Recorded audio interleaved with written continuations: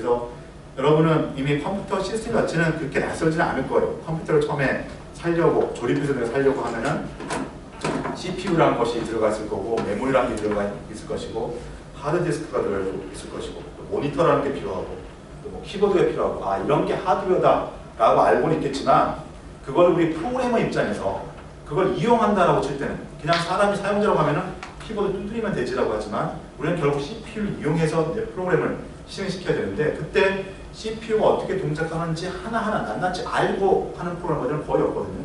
그래서 CPU라는 것이 어떤 형태로서 프로그래머에게는 조금 다른 형태로서 제공이 됩니다. 보여집니다. 그것을 우리는 추상화라고 얘기하고, 어떻게 추상화되어 있는지를 이 수업을 통해서 이렇게 살펴보도록 할 것입니다.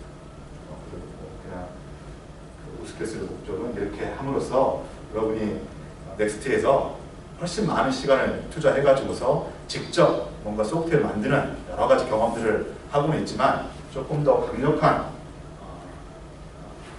좀 같은 프로그램을 만들더라도 뭔가 알고 만드는 사람이 되는 파워 프로그래머가 될 수 있는 첫 번째 단추가 되기를 목표로 하는 게 우리 넥스트에서의 아키텍처가 되겠습니다. 물론 이 중에는 넥스트에서 처음 컴퓨터를 접한 게 아니라 일반 대학에서 컴퓨터를 접했거나 이미 접했거나 앞으로 또 일반 대학에서 컴퓨터를 공부하려는 계획이 있는 학생들이 있을 겁니다. 그럴 때 이 컴퓨터 아키텍처 또 컴퓨터 구조는 좀 다른 관점에서 이렇게 살펴보게 돼요. 우리는 지금 제가 계속 반복하지만 소프트웨어가 어떻게 동작하느냐 그 원리를 이해하자는 목적으로 이렇게 하드웨어 구성 동작 방법을 살펴보자라고 했는데, 여러분이 대학에서의 컴퓨터를 전공할 때 내 전공의 목적에 따라 가지고서 컴퓨터의 구조라는 타이틀은 상당히 다양한 방면으로 이렇게 이용이 될 수가 있습니다.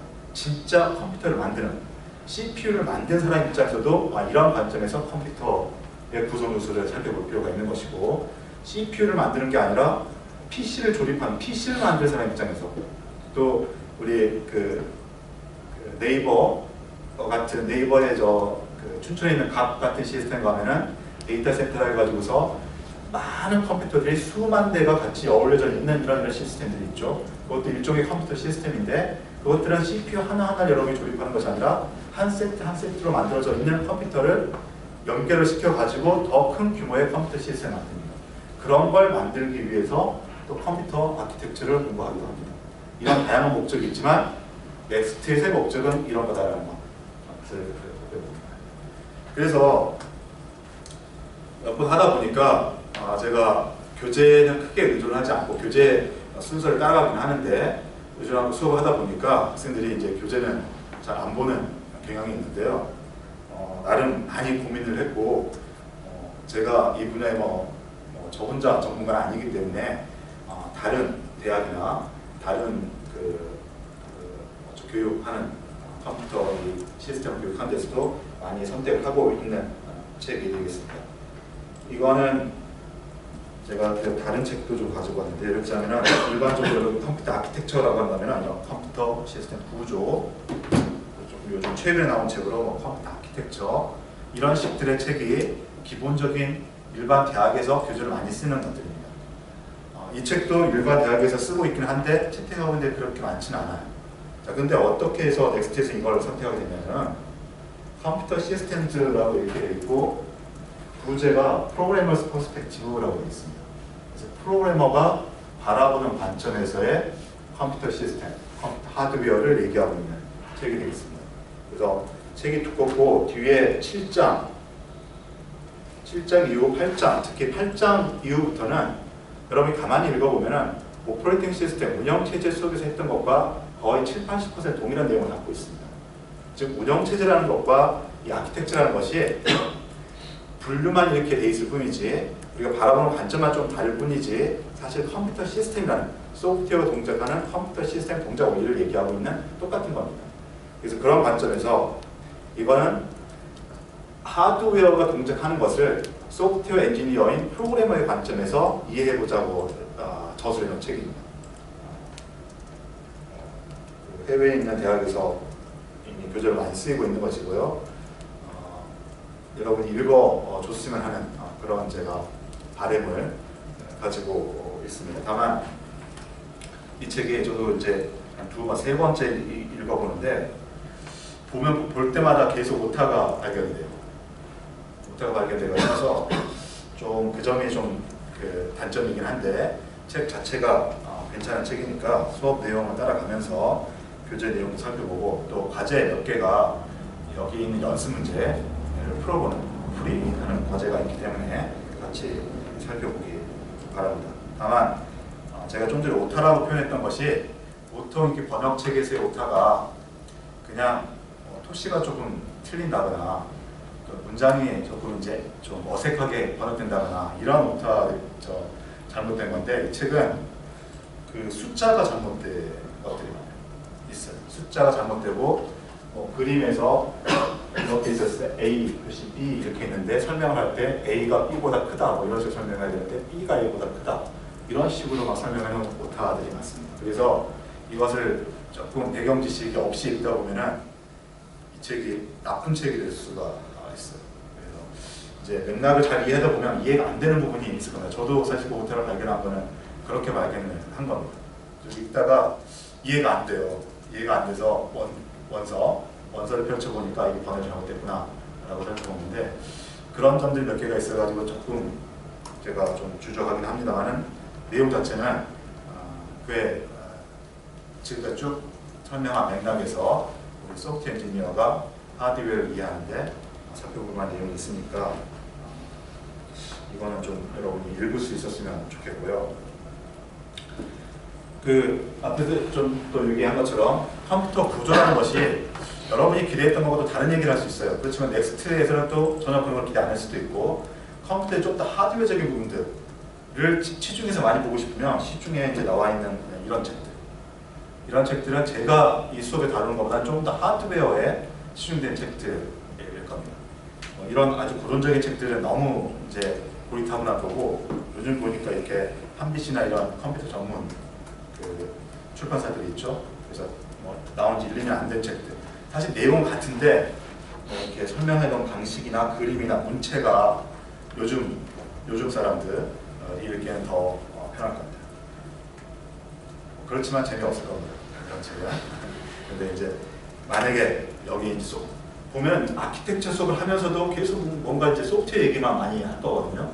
그런 데서 하드웨어적인 관심을 더 가지고 싶다 그러면 이런 책들을 보고 있더라고. 또 제가 이 책을 들고 온 이유는 이거 여러분 이제 일부 익숙한 사람 있을 거예요.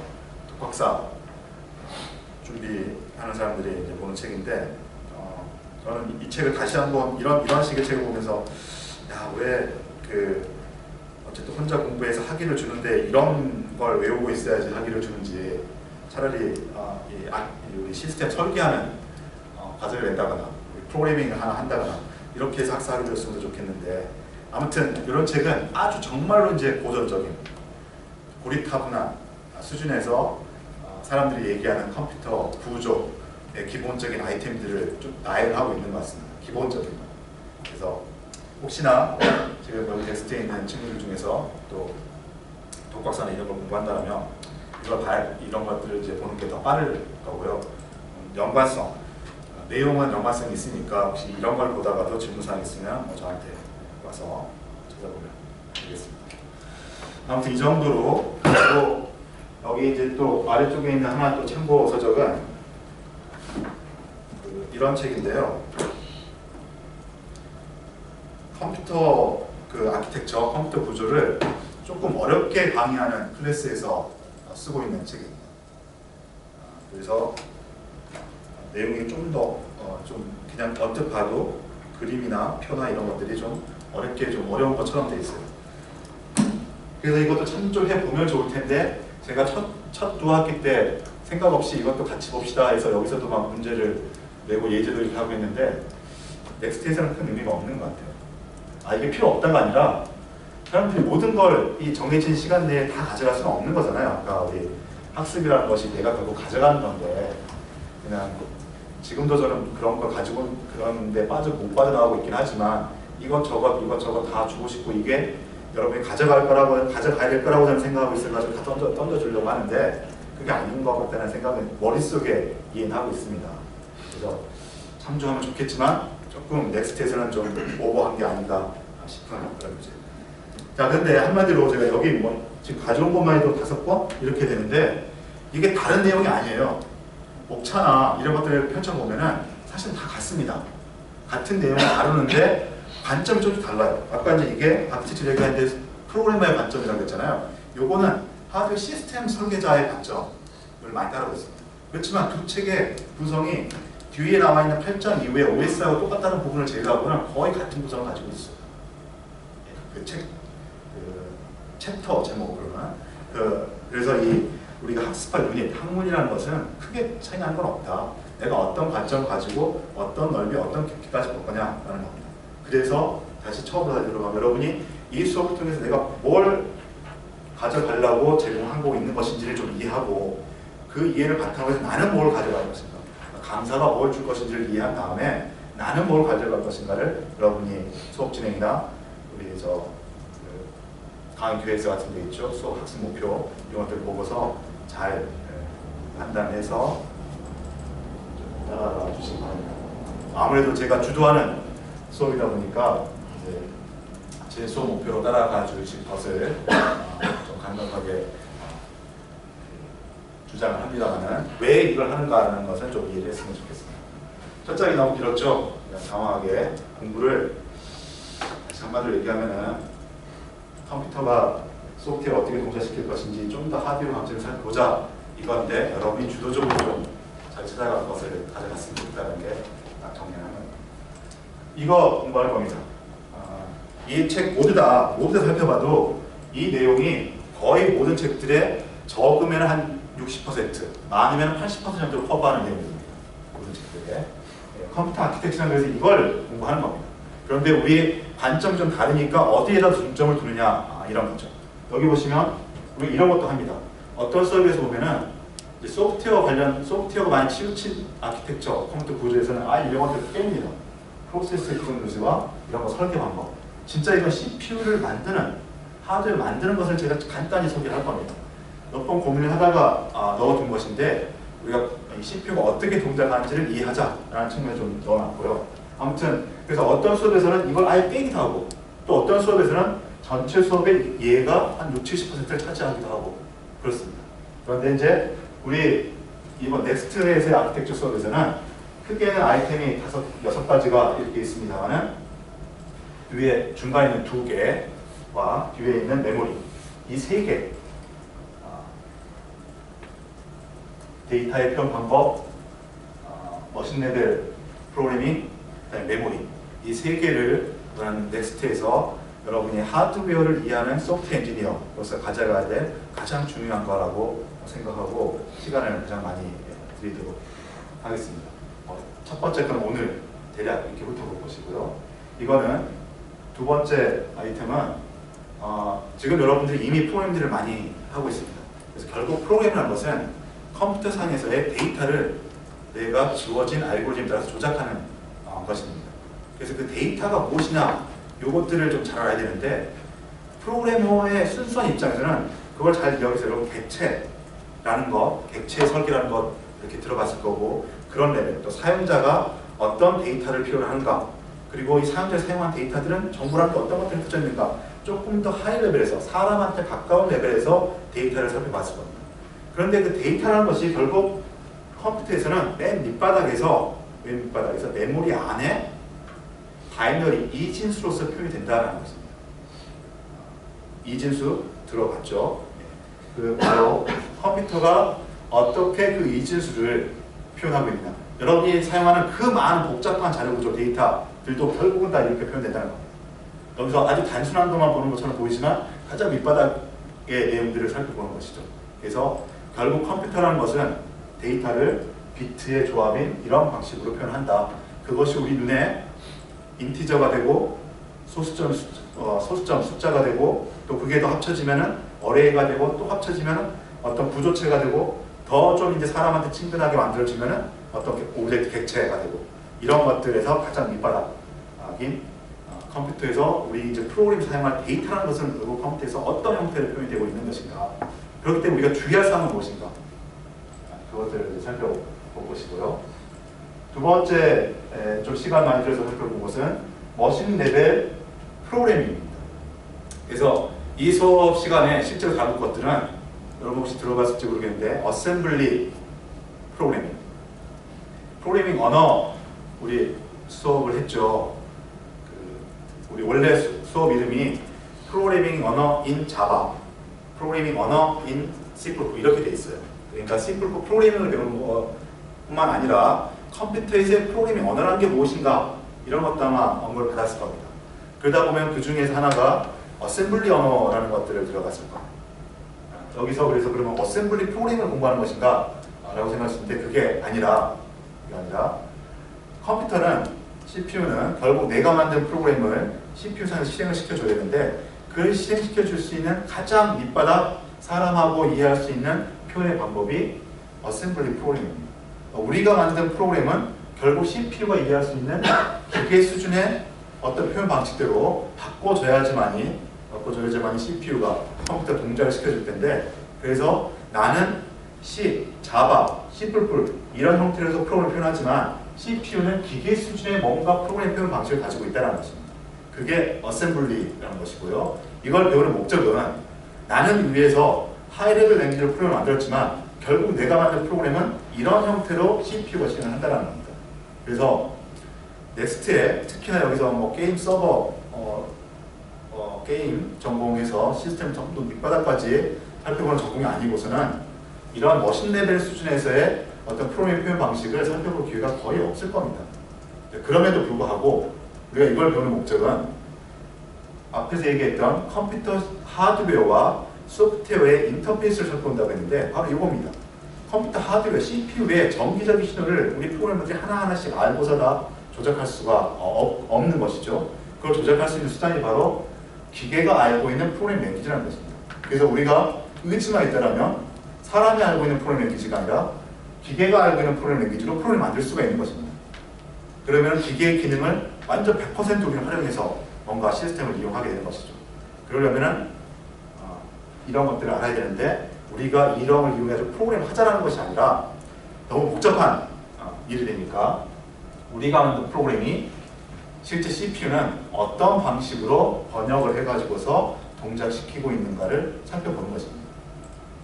이제 수업의 실제 진행 과정은 그걸 좀 이해하기 위해서 한 줄 한씩 다 읽어보고 마치 프로그램 랭귀지를 이해하듯이 흐름을 다 이해하고 디버깅도 하고 하는 것들이 있어서 지금 우리 수업에서 상당히 지루한 부분이 될 수도 있겠지만 그걸 해봄으로써 나중에 혹시나 이제 우리 웹이나 뭐 이런 쪽에서는 경험할 기회가 별로 없겠지만 좀 더 로우 레벨에서 프로그램의 실행 흐름, 동작을 좀 디버깅하고 최적화하고 할 때는 랭귀지 상에서 표현 안 되는 CPU만 표현할 수 있는 그런 수준에서 프로그램 코드를 내가 수정을 하고 끼워놓고 바꾸고 이렇게 해야 될 것입니다. 그럴 때 사용할 수 있도록 기계가 이해하는 수준의 프로그램 랭귀지를 살펴보자라는 것입니다. 그것이 곧 어셈블리 프로그램이 되겠습니다. 아까 이거 간단히 설명했고요. 이거는 진짜 하드웨어 얘기를 하게 될 텐데 상당히 그 무게는 있는 것이지만 넥스트에서는 좀 더 짧게 간단히 CPU가 어떻게 생겼느냐를 이해하는 그런 맥락에서 간단히 보도록 하겠습니다. 그 다음에 이제 메모리라는 것을 더 이제 중점을 둬서 얘기한다고 했는데요. 그 중에서 우리는 캐시 얘기를 하게 될 겁니다.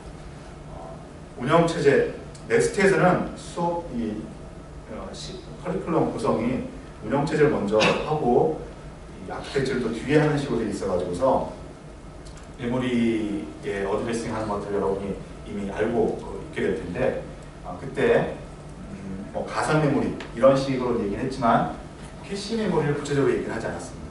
그렇지만 아마 저는 수업을 하면서 사실 가상 메모리라는 것도 일종의 캐시의 원리를 가지고서 동작한다고 했습니다. 자, 이제 여기서는 본격적으로 진짜 CPU 안에 들어있는 캐시 메모리 역할을 여기서 살펴보는 것입니다. 그 이유는 결국 아까 여기 이쪽에서도 얘기한 것처럼 우리 프로그램이라는 것은 결국 내가 작성한 알고리즘에 따라서 메모리에 저장되어 있는 데이터를 읽어와서 뭔가 작업을 하게 되는데 지금 여러분이 프로그램 했거나 또는 운영체제에서 메모리를 이해했을 때도 메모리라는 것은 어떤 프로그램이 필요하면 데이터를 그냥 바로 가져올 수 있는 것이고 필요하면 바로 저장할 수 있는 것이고 언제나 준비된 데이터를 가지고 있는 게 메모리다 라고 알고 있을 텐데 운영체제 수업에서 잠깐 언급을 했지만 메모리라는 것이 컴퓨터에서 CPU가 언제나 필요한 것을 항상 가지고 있지는 않다라는 이런 어떤 특징을 가지고 있습니다. 그래서 메모리의 데이터를 어떻게 배치해 놓냐에 따라서 똑같은 알고리즘을 가지고 있는 프로그램이 동작하는 시간이 달라지게 됩니다. 여러분이 아마 알고리즘 시간에는 좋은 알고리즘을 만드는 방법이라는 것이 복잡도가 얼마냐. 그래서 똑같은 작업을 처리하는데 On의 복잡도를 가진 것하고 On 제곱의 복잡도를 가진 것하고 그래서 이 알고리즘이 좋다 이렇게 아마 배웠을 겁니다. 그런데 여기서 얘기하는 것은 똑같은 계산 복잡도를 가지고 있는 소프트웨어 설계를 할지라도 메모리를 어떻게 사용하냐에 따라서 프로그램의 성능이 달라질 수가 있습니다. 그래서 왜 그런지 하고 우리는 캐시 메모리에 여기서도 캐시 메모리를 만드는 것을 우리가 목표로 하지 않으니까 그 이유는 바로 캐시 메모리 이런 특성 때문이다.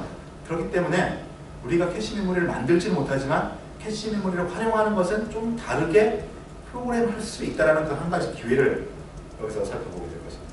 그래서 살펴보면은 하나 빼놓은 게 있는데요. 마지막에 설명하고 이게 앞에서 얘기한 것처럼 어떤 책을 보더라도 이 전체 앞에 빼고 하면 5가지 정도의 아이템이 컴퓨터 아키텍처라는 것을 공부하는 데 있어가지고서 거의 최소한 60에서 80% 이상은 다 커버하는 내용입니다. 그게 꼭 뭐였냐면은 앞에서도 얘기한 것처럼 하드웨어와 소프트웨어 인터페이스, 컴퓨터 시스템 추상화 요건데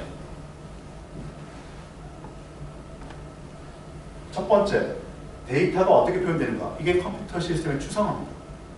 사실 컴퓨터는 메모리예요. 비트. 그런데 우리 눈에 보이기에는 숫자로 보인다는 거죠.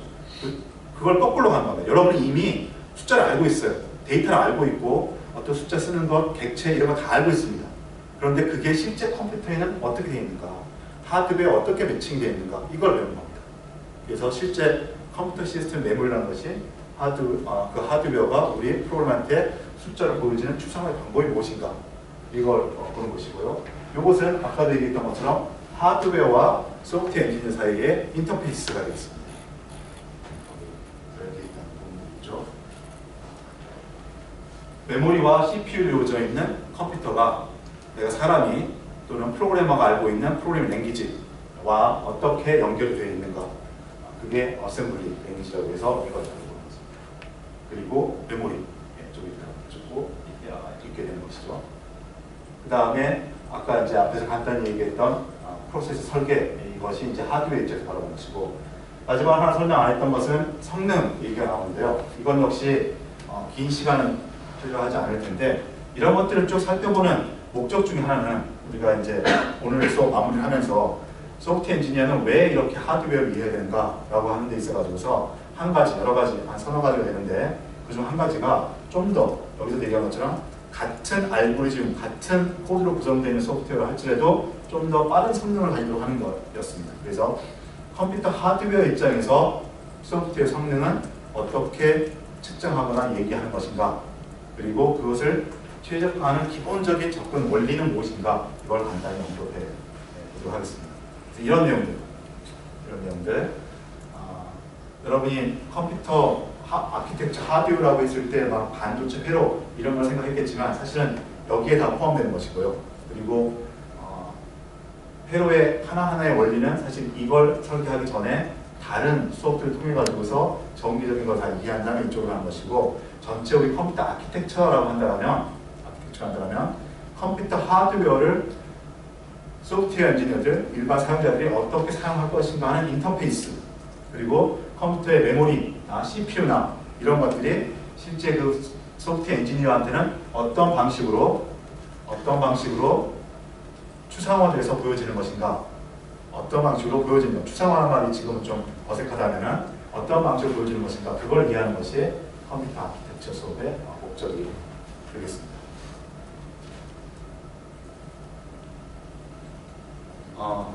제 수업은 아무래도 좀 강의 위주로 많이 될 거고요. 중간에 이제 풀이를 해서 이해할 내용들이 있는 것들은 연습 이제 풀이 과제를 하도록 하겠습니다. 그리고 프로그래밍 하는 것은 아닌데 수업 시간에 다뤘던 여기 보시면 앞에 이제 이 토픽과 이 토픽 해당하는 내용들을 실제 여러분이 이제 뭔가 실습적인 방법으로서 익힐 수 있는 과제가 이렇게 나가게 될 것입니다. 그래서 아무래도 컴퓨터 시스템 이론적인 부분을 많이 담고 있어서 강의 자료 위주의 그런 그 지식 수업에 위주로 될 테니까 여러분들이 좀 내가 도대체 지금 뭐 하고 있지? 이 정신이 안 차리면은 넥스트, 특히 넥스트에서는 좀 흐름을 놓치기 쉬울 것 같습니다. 제가 예전 학기 학생들의 이렇게 반응 보니까 내가 도대체 여기서 뭘 지금 하고 있는 것인가, 뭘 배워갈 것인가, 이걸 항상 염두에 두고서 제가 한 수업 시간, 저도 시간 낭비가 되지 않도록 하고 여러분도 어쨌든 넥스트에서 보내는 이 수업을 통해 수업을 하기 위해서 보내는 시간 낭비가 되지 않도록 좀 잘 적응을 해주기 바랍니다. 그리고 넥스트이지만 여러분들 이미 알고 있는 것처럼 이제 평가라는 걸 하게 될 텐데요. 과제하고 저는 기말고사를 할 거고요. 기말고사는 좀 이번 학기는 좀 유동적으로 생각하고 있습니다. 다른 학기 때처럼 필기 시험을 볼지 아니면 구술 테스트 형태로 할지 조금 지금 유동적. 그래서 처음에는 이거보다 인원이 좀 더 적을 거라 생각해서 시험을 보지 말고 그냥 구술 테스트 형태로 할까 했는데 한번 그거는 학기가 진행되면서 학기 말쯤에 한번 얘기하도록 하겠습니다.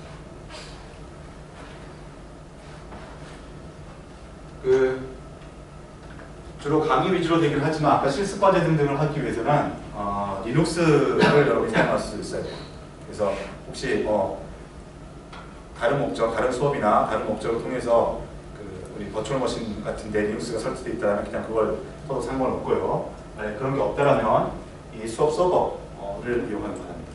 지금 지난주까지 수강 시스템이 완료된 사람들에 대해서는 이렇게 여기 로그인을 하게 되면 그 맥을 쓰시면은 여러분 필요하면은 이거 맥을 여기 맥을 쓰시면은 CQCL이라는 SSH라는 코맨드를 이용해서 바로 접속을 할 수 있습니다. 이거 맥 터미널 다 쓸 줄 알죠? 네, 어떻게 지금 하여튼 거기 보면 S하고 자신의 학번 이름으로 된 계정이 있을 거고요. 초기화하면 이렇게 되어 있습니다. 아마 요번에 제가 그 서버를 리부팅하면서 다 정리를 해가지고 이전에 수업을 들었던 학생들 걸 제가 그냥 원래는 계속 남겨놨는데 다 지웠어요. 그러니까 새로 해서 필요한 패스워드 바꿔가지고 다음번 실습 과제하는데 사용하기 바랍니다. 간단히만 문제를 들어보면 여기 이건데요. 저는 지금 윈도우즈를 쓰고 있어가지고 별도의 이 접속하는 클라이언트 프로그램을 쓰는 것이고요. 여러분은 메일이면 그냥 터미널 창에서 수행해도 될 것 같습니다. 이렇게 하게 되면은 지금 어쨌든 이 프로그램에서 보면 10.74.44.86 해서 접속한 거고 이렇게 하면 리눅스 여기 아마 우분투 리눅스가 설치되어 있을 거예요. 우분투 리눅스 64비트 버전 쉐어링 볼 수 있을 테니까 필요한 면에서 과학기 답을 수행해 주기 바랍니다.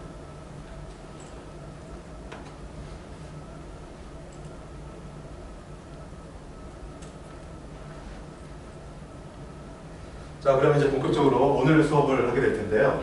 오늘은 첫 시간이고 아까 6개의 수업 목표 중에서 사실 하나를 오늘 다 해버립니다. 다른 컴퓨터 구조 또 수업에 보면은 이런 교재들 보면은 컴퓨터 시스템의 구조, 말 그대로 구조 요소들만 하는데 꽤 시간을 많이 보내요. 그런데 저는 그냥 이번 수업에서 그냥 컴퓨터가 이런 거예요 라는 것으로서 그냥 그걸 마무리를 지어볼까 합니다. 그래서 컴퓨터 시스템의 구조 그리고 프로세서의 구조를 오늘 살펴볼 겁니다. 그리고 다시 한번 저는 이제 여러 번 강요를 하는 것입니다만 프로그래머가 왜 컴퓨터 시스템, 하드웨어 구조를 알아야 되는 것인가 이걸 제가 간단히 소개를 하게 될 겁니다. 거기서 여러분이 조금이라도 이제 수긍이 가는 게 있으면 좀 더 자기의 목표를 정확하게 잡고서 공부하는데 이용하도록. 여기 보면 프로세서라는 말이 나오는데요. 운영체제, 넥스트에서 운영체제 수업을 했으면 프로세스라는 용어를 알고 있을 거예요. 벌써 잊어버리진 않았겠죠? 프로세스.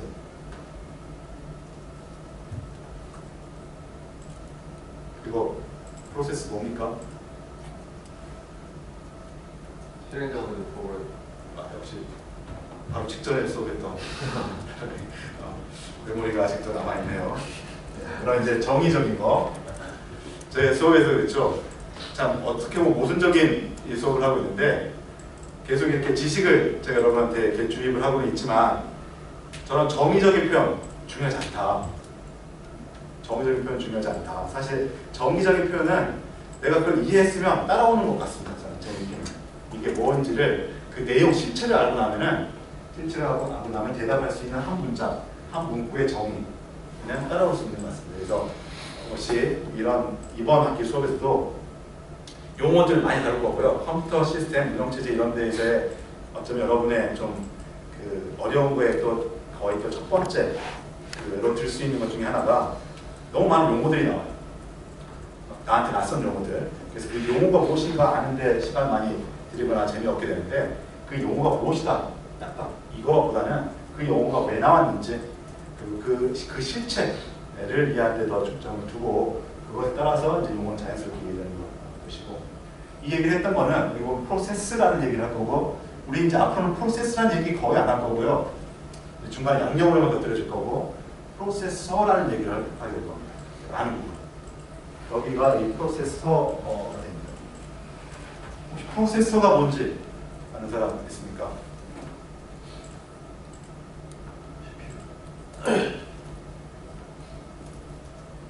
CPU가 약자예요. 혹시 CPU 약자 풀 아는 사람 있습니까? 센트럴 프로세스 거기에 이제 프로세싱 이렇게 들어갑니다. 그래서 사실 프로세스 막 이런 게 막 들어가죠. OR 쓴다면 ER 이런 것처럼 이거는 그 일을 하는 주체라는 걸 의미하는 거고 말 그대로 프로세스는 우리가 익히 하는 프로그램입니다. 사실 이게 우리의 진짜 궁극의 목적이 어쨌든 넥스트에서 공부를 하나 어디에 공부하나 우리 컴퓨터를 하는 사람들은 소프트웨어적인 건 뭐건 결국 프로그램을 소프트웨어를 실행시켜가지고 프로세스를 해가지고 실행을 해가지고 뭔가 인간이 필요한 일을 해내는 것입니다. 그런데 지금까지 여러분은 그 일을 하는 프로그램 및 그게 실제로 실행되는 프로세스에서 관심을 가지고 많이 이제 이 컴퓨터 세계를 이해하고 있었습니다. 그런데 이번 수업에서는 똑같이 우리가 목적, 가장 그 궁극의 목표는 이 프로세스, 프로그램 이거에 있는데 그 우리가 바라보는 관점을 하드웨어라는 관점에서 그것을 실행시켜주는 주체인 프로세서를 이해해보자는 거죠. 그게 흔히 이거는 이제 똑같이 동급은 아닌데 이제 하드웨어 관점에서 보다 보면 우리가 그냥 이 문외한으로서 또는 소프트웨어쟁이로서 그냥 이건 이거다라고 했던 것들이 사실은 조금씩 다른 것들이 있습니다.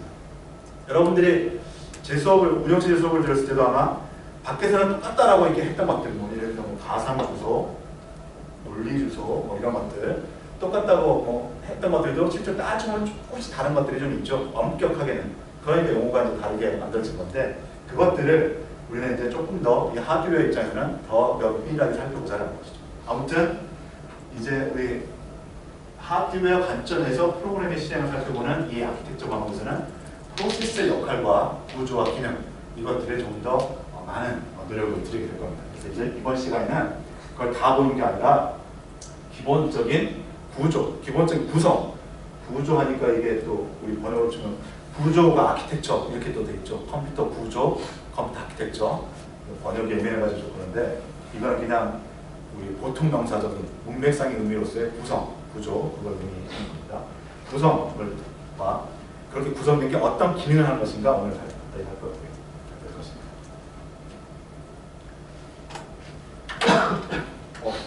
앞부분은 주로 그림으로 이렇게 소개되는데요. 말을 이제 쉽게 하면서 한번 넘어가 보죠. 사실 이 슬라이드 올려놓고 제가 그 학생들한테 질문했던 것들이 몇 번째 반복됐던 것들이 이 중에서 컴퓨터가 아닌 게 하나 숨어 있는데 뭘까요? 라고 했던 거예요. 사실은 그보다 더 먼저 얘기하고 싶었던 거는 이런 것들 다 컴퓨터입니다. 여러분들이 알고 있던 이런 것만 컴퓨터가 아니라 이런 것조차도 컴퓨터입니다. 라는 걸 얘기하고 싶은 건데 하다 보니까 제가 아 이거는 컴퓨터가 아니라고 할 수 있는 것이 하나 섞여 있어요. SSD. 흑결이는 저게 뭔지 신호들이라고.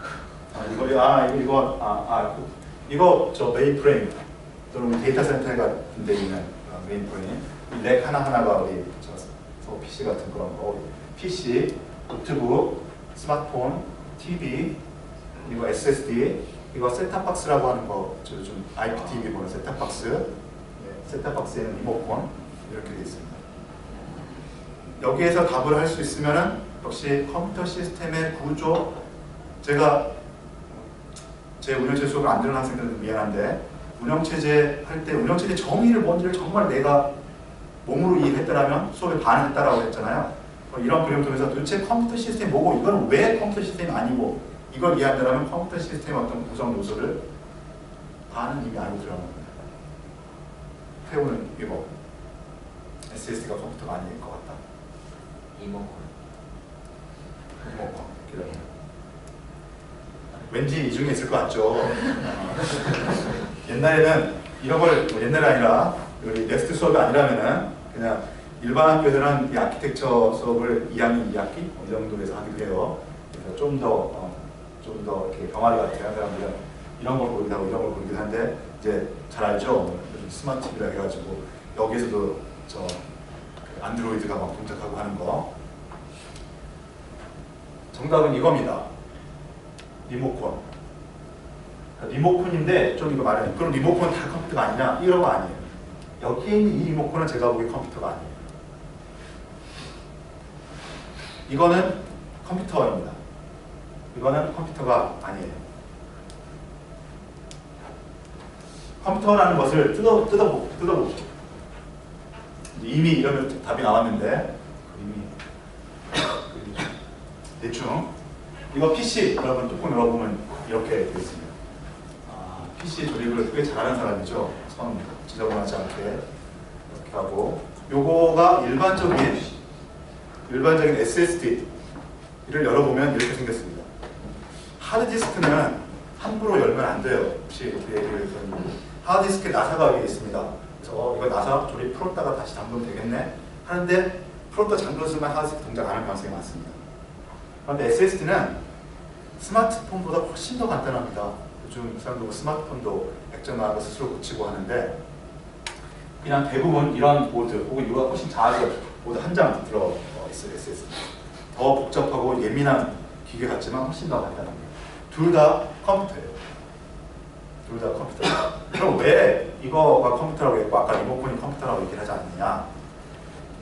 그 정의는 사실 운영체제 정의에서 제가 이렇게 유보적인 말을 했지만 제가 주장하는 겁니다. 다른 사람은 약간 다른 관점에서 정의라고 주장할 수 있어요. 뭐냐면은 소프트웨어로 동작되는 소프트웨어를 구동시킬 수 있는 프로그래밍 내장형 구조, 아키텍처를 가지고 있는 게 컴퓨터입니다. 프로그래밍 내장형 컴퓨터의 기본은 이제 우리 이번 뒤에서 배우긴 하겠지만 몇 번 언급했기 때문에 머릿속에 아마 여러분이 맴돌고 있는 게 있을 텐데 CPU, 중요한 거 CPU, 메모리 이렇게 구성이 되어 있어요. 그래서 메모리에 프로그램이라는 게 들어가 있어요. 어떻게 만들었다? 아까 뭐 이제 우리가 사람이 이해하는 자바로 만들었다. 아니면 맨 밑바닥에 있는 머신 레벨 랭귀지, 어셈블리로 만들었던 어떤 식이든 프로그램이 들어가 있습니다. 그래서 그걸 CPU로 동작을 해요. 그런 것들이 바로 프로그래밍 내장형 컴퓨터라고 얘기를 하는 겁니다. 그래서 현대 우리 지금 같이 살고 있는 이 시대의 컴퓨터를 얘기하면 그런 구조를 가지고 있는 거예요. 메모리에 프로그램이 내장되어 있고 그것을 갖다 실행시킬 수 있는 CPU가 있는 이런 구조를 컴퓨터라고 얘기합니다. 앞에 우리가 당연히 컴퓨터에 있는 것들 다 그렇게 들어있고요. 이거 그렇게 들어있고 요거 아닌 것 같지만 이건 마치 컴퓨터에 들어가는 부품 하나처럼 생겨가지고 뭔가 패시브한 능동적인 자기의 어떤 프로그램을 실행시키는 기계가 아니라 프로그램이 요청하는 것들을 들어만 주는 수동적인 소자라고 생각되겠지만 그 수동적인 일을 하기 위해서 컴퓨터 이쪽에 있는 컴퓨터가 어떤 데이터를 읽어줘. 그러니까 이게 118기가 SSD인데 여기서 1기가 위치에 있는 데이터를 읽어줘 라고 하게 되면 얘는 뭔가 1기가 위치를 찾는 일을 해야 됩니다. 그래서 여기서 읽어서 또 내주는 일을 해야 돼요. 그래서 사실 이것도 컴퓨터가 되는 겁니다. 여기 안에 CPU가 있고 여기서 들어오는 우리 일반적인 컴퓨터는 프로그램 혹은 사용자 키보드 입력 이걸 받아가지고 뭔가 반응을 하죠. 소프트웨어들이. 이거는 우리 일반적인 컴퓨터가 주는 명령이라고 하는 이것을 받아가지고 해석해가지고서 거기에 해당하는 답을 주는 일을 합니다. 그 일을 하기 위해서 CPU가 들어있고 그 답을 해석하는 하기 위한 프로그램이 들어가 있어요. 그리고 실제로도 이것들을 여기 이제 반도체로만 돼 있어가지고 우리한테는 매우 낯선 구조가 되는데 뜯어보면은 이 까만 거 안에 CPU 들어있습니다. CPU 들어있고 요즘은 이 안에 메모리가 들어있기도 하고요. 그러니까 그래서 이걸 우리가 크게 보면은 이게 CPU입니다. CPU 역할을 합니다. 그리고 옆에 있는 이게 램 메모리입니다. 진짜 램입니다. 여기 붙어 있는 것은 진짜 램이에요. 단지 시스템 용량의 차이 날 뿐입니다. 램이고 그럼 이것들은 뭐냐? 일반 컴퓨터가 막 다르지 않느냐? 그냥 I/O 하는 입출력하는 여기서 키보드가 붙을 수도 있고 모니터가 붙을 수도 있고 USB를 다른 게 붙을 수가 있는 그런 시스템인데 여기는 옆에 붙어 있는 게 이런 반도체 SSD로서 뭔가 데이터를 저장할 수 있는 그런 반도체 칩이 그냥 붙어 있는 겁니다. 그래서 어떤 명령어가 들어오면 그 명령을 읽어서 해석하는 프로그램이 여기 들어있고 그 프로그램 실행 결과로서 어디를 읽어야 된다, 어디를 써야 된다 라는 것들을 가지고서 얘가 읽어와서 메모를 통해서 계산한 결과를 여기가 알려주는 그런 식으로 동작을 합니다. SSD. 그래서 그러면 SSD는 다 이거냐? 사실 SSD는 다 이거지만 그렇다고 해서 그러면 이렇게 반도체 칩이 붙어있는 건 다 컴퓨터입니까? 아닙니다. 제가 사진을 준비 못했지만 이 리모컨 혹시나 리모컨이 잘 동작을 안 해서 뜯어본 사람은 우리는 하드웨어쟁이가 아니기 때문에 이거 칩 하나하나가 뭘 하는지는 모르겠지만 리모컨에도 비슷하게 칩이 한 개 내지 두 개 정도 이렇게 붙어 있어요. 그래서 복잡한 스마트 리모컨은 좀 더 몇 개가 더 붙어 있고 그럼 비슷한데 걔도 그럼 안에 CPU가 들어있는 거 아닙니까? 라고 할 수 있는데 요즘 리모컨은 좀 똘똘하게 기능이 많아가지고 상당히 복잡한 기능을 수행합니다. 그런데 결정적으로 차이가 뭐냐? 프로그램이 없습니다. 소프트웨어가 없습니다. 프로그램 없이 기계적으로 이 버튼, 전기 신호, 우리 저기 스위치도 이 스위치를 누르면 불이 켜져라. 이거 컴퓨터는 아니거든요. 그러니까 전기 회로만 연결되어 있는 것이지. 그게 좀 더 복잡하게 연결되어 있는 게 그냥 리모컨입니다. 그런데 그것도 원하면 컴퓨터처럼 만들 수가 있어요. 여기 대부분의 학생들은 아두이노 그 실습을 잠깐 해봤죠. 아두이노가 뭔지는 알죠. 이건 모르겠네. 저탁기 때문에 안 했으니까. 그것도 컴퓨터입니다. 작은 컴퓨터. 그래서 아두이노보다는 좀 더 진보된 걸로 리모컨을 만들기도 해요.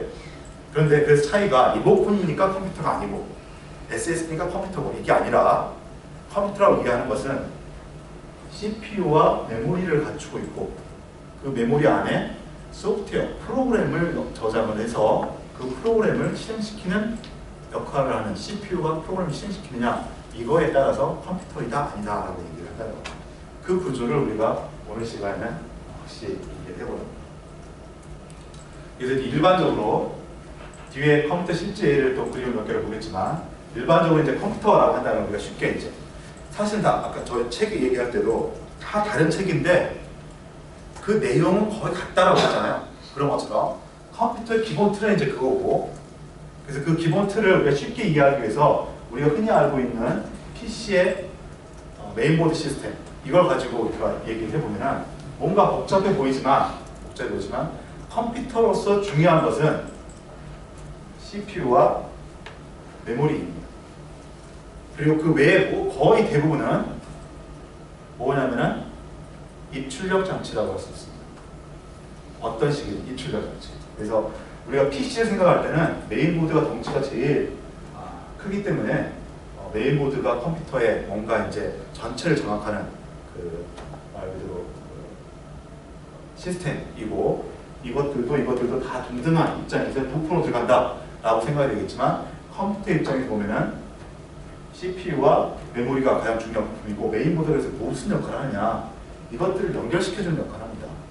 우리가 전선 하나하나로 이제 이런 이제 최신의 이런 복잡한 CPU들, 메모리들을 연결할 수가 없기 때문에 메인보드는 그것들을 연결시켜주는 역할을 합니다. 그리고 이렇게 복잡해진 이유는 뭐냐? 그럼 컴퓨터가 이렇게 복잡해진 건 뭐냐면 결국 컴퓨터는 좀 더 해가지고 아까 얘기했나 컴퓨터는 CPU와 메모리를 가지고 있으면서 이 메모리 안에 프로그램이 들어있으면 그걸 컴퓨터라고 얘기를 했는데 그 외에 것들은 우리가 다 뭐라고 하냐면 인풋 장치, 아웃풋 장치를 얘기합니다. 그래서 컴퓨터는 이렇게 생긴 거라고 합니다. CPU, 메모리, 인풋, 아웃풋 이렇게 구성되어 있는 걸 컴퓨터라고 얘기를 한다는 것입니다. 그래서 이 그림에서 이 복잡한 것들은 다 컴퓨터의 기본 구조로 얘기할 때는 CPU와 메모리 이외에 다 입출력 장치라는 거죠. 뭔가 데이터를 밖으로 빼내주고 밖에서 읽고 보시면은 파워는 제가 하죠. 여기 키보드가 안 나와 있는데 키보드 같은 게 전형적인 입력 장치가 되는 것이죠. 그리고 비디오 카드라고 되어 있는 것 이게 전형적인 출력 장치가